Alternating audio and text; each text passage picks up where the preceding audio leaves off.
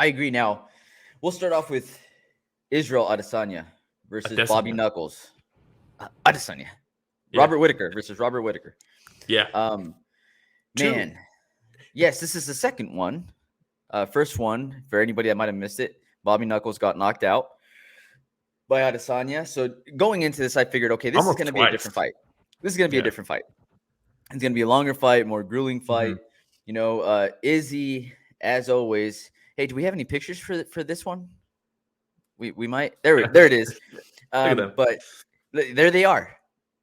Yeah. So how about this? That chain that Izzy's wearing right there? Yeah. There's a screen in the piece there, and it's Like a little an NFT of him celebrating the knockout over Whittaker. Yeah. And the face off right before the face off, he turns it off, so it's not just like in Whittaker's face. Really? Like he turned blank. it off. Yeah, so it was just blank. Yeah, pretty cool. Yeah. Like, why wear it if Francis you're not going to Ngannou did the same thing, right? He had his little NFT chain on. Yeah. Mm-hmm. For his last did he fight. turn it off? No. It was on full blast. I think he actually turned the brightness up. Yeah. But, he's holding it up in the stare down. Yeah, exactly. But man, I knew more. Izzy always does a very good job of controlling the distance and doing just enough with his footwork to be able to bounce back and try to counter. That's how he caught Whittaker the very first time. When Whittaker comes in wild, he steps back and he gets him with the left hook, like a shovel hook.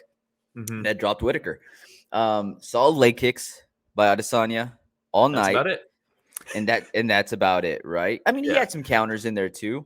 Bobby Knuckles was wearing them on his face. And then the wrestling from Whittaker.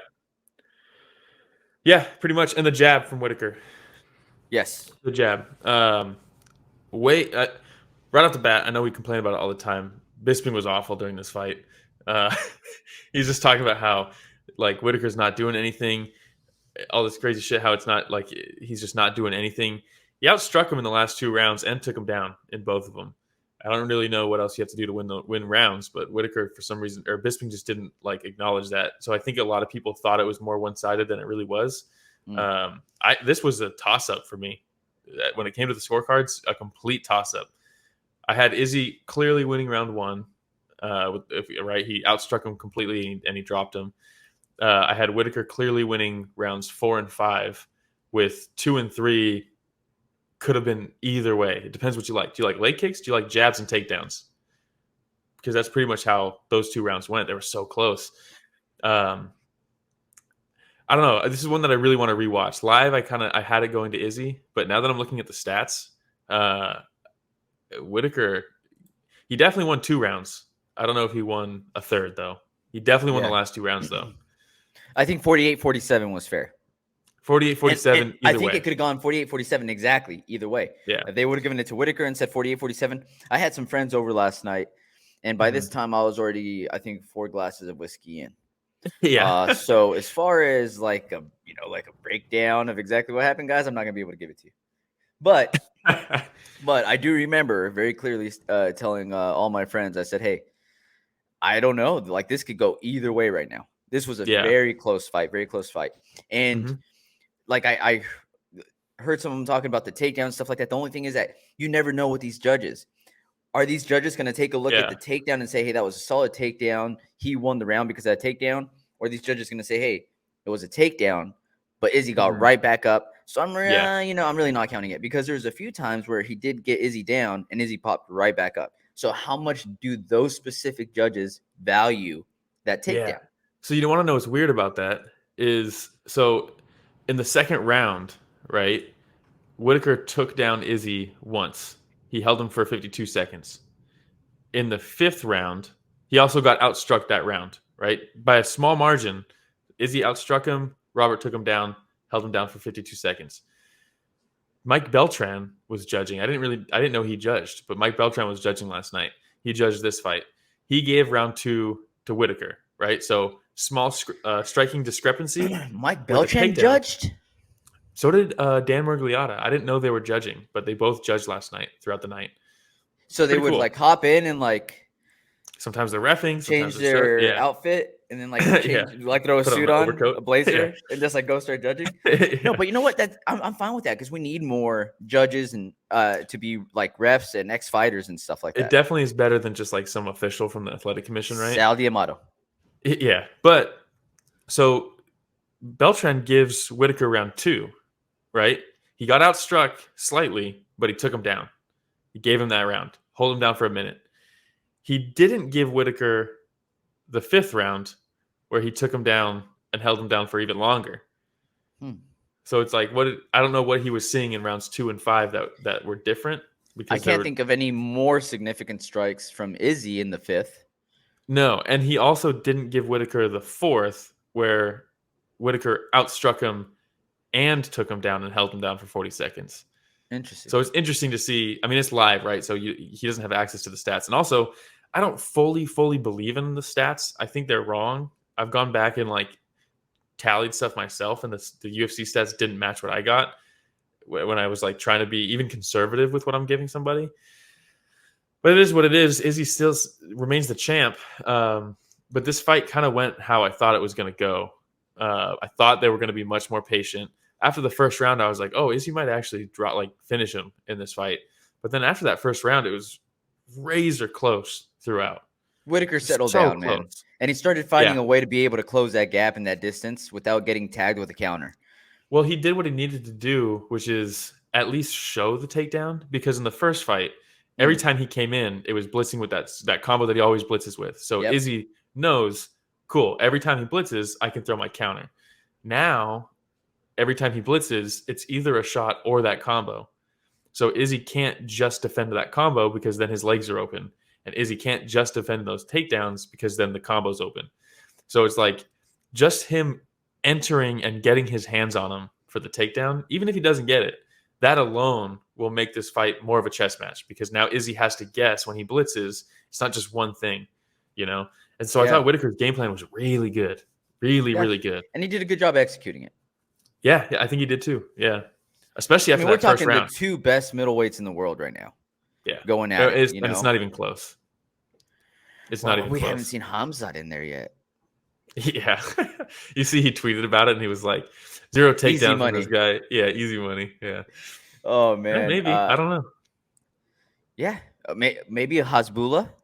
I don't know. Hasbulla throws in there? Yeah. Yeah. Someone's going to beat Adesanya. This was a chess match. It was a chess match. And, you hear some booing by fans at the end. But Izzy just signed a multi-fight, multi-million-dollar deal. He is wanting to cement his legacy as one of the best middleweights ever. He doesn't have to go in there and throw caution to the wind all the time. I saw Michael Chandler posted something saying like, "Hey, dude, you just signed a multi-million-dollar deal, bro. Like, come on." Like, essentially telling him, do there and pick people apart with leg kicks and cement your legacy with championship wins on leg kicks. It's like, yeah, dude. Look how you're. How's it working out for you, dog? Exactly. Yeah. You want to preach your own success? Come on. And then Gaethje also chimed in and said rounds 3, 4, and 5 for Whittaker. So again, you could argue that it was a close fight. Just like anybody else, though, people value certain things within the octagon differently, and we see it in judges, we see it in fighters, we see it in fans like us, right? So I don't know. It was close.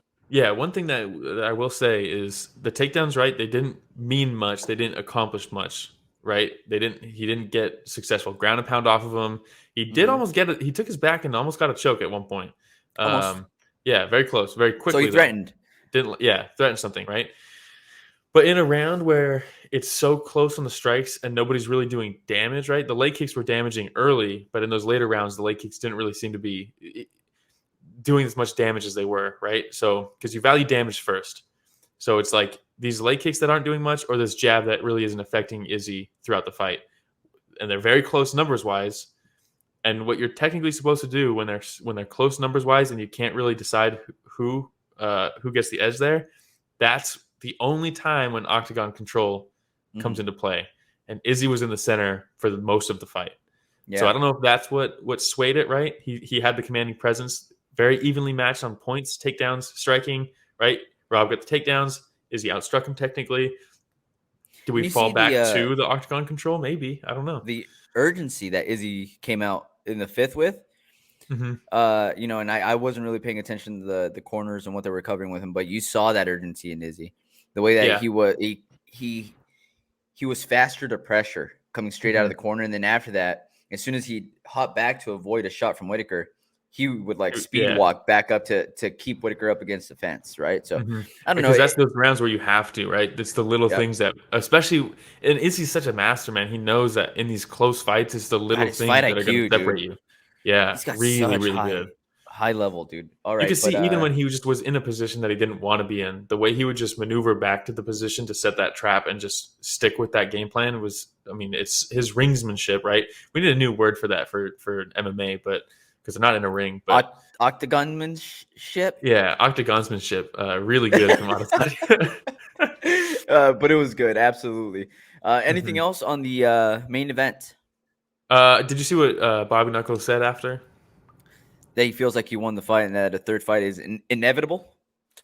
That, but he also said he feels like he won the fight. He did enough to win. He's not Mhm. mad at the decision, but because he feels like he did enough to win, he feels very content, like with himself. I think Good for losing him. to Izzy the way that he lost was like very much, like eating at him. You know what I mean? Oh, we have C. Fred coming through cagemanship. It's Why better than didn't we think of that? octagonmanship. Octagonmanship, and like trying to say that on the podcast. I don't Yeah, know, it's tough. man. Cagemanship's Cagemanship. not bad. I like that. You know what? We might Yeah, use that going forward. yeah. Izzy a master at cagemanship. I love Even it. that's a I little love it. difficult to say though. It is. It is. Cagemanship. Better than octagonmanship. Hey, everybody. Ramiro and Will here. Thank you so much for watching that short clip. It's just a small clip of what we covered this last Sunday. Yeah, if you want to check out the full fight card recap, the link is in the description, and it's going to be on screen at the end here.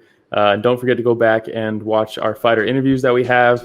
And don't forget to tune in live every Sunday morning at 9 a.m. Pacific, 12 p.m. Eastern, and you can join in on the fun. Yeah, don't forget to like, subscribe, hit the notification bell. It goes a long way. All right, everybody. Thanks for watching that short clip from Story of the Fight.